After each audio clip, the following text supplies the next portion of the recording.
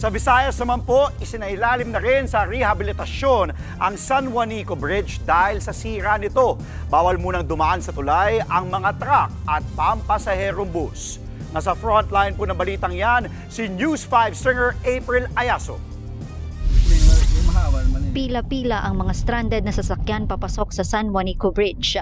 Bawal muna ang mga truck na higit 3 tonelada ang bigat.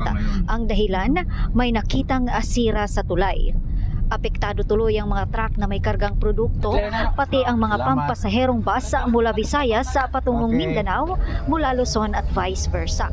Pansamantala, pwedeng dumaan sa Calbayog Port at Ormoc Port ang hindi uubra sa San Juanico Bridge. May mga 2 o 3 segments na kailangan talaga kumpunihin kaagad kasi medyo deteriorated na yung mga nasa ibaba na approach structures na yan.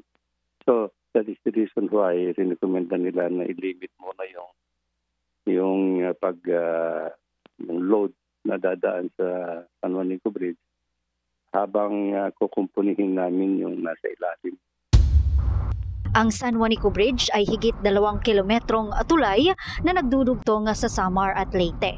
Noong isang linggo, ipinagbawal ang pagdaan ng mabibigat na sasakyan.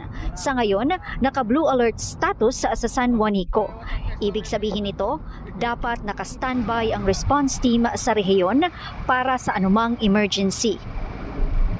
Dahil dyan, inirekomenda ng Samar Provincial Disaster Risk Reduction and Management Council sa Sangguniang Panlalawigan na magdeklara ng state of emergency para sa tinatayang epekto ng rehabilitasyon. Para sa palasyo, maigi ang rehabilitasyon sa San Juanico Bridge para raw maiwasan ang posibleng disgrasya. Tignan po natin ito sa mas positibong aspeto. Mas nanaisin po talaga na maiwasan kung ano maaaring idulot ng disgrasya. Magkakaroon po ng 13 shuttle buses, 24/7 service para dun sa mga tao na maapektuhan.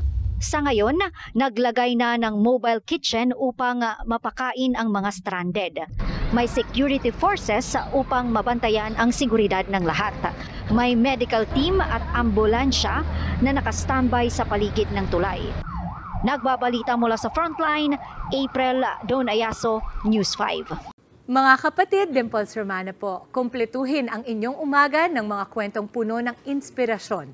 Salubungin po ang bawat araw ng may ngiti at pag-asa. Kaya't mag-subscribe na po at mag-follow na sa aming social media pages ng News 5.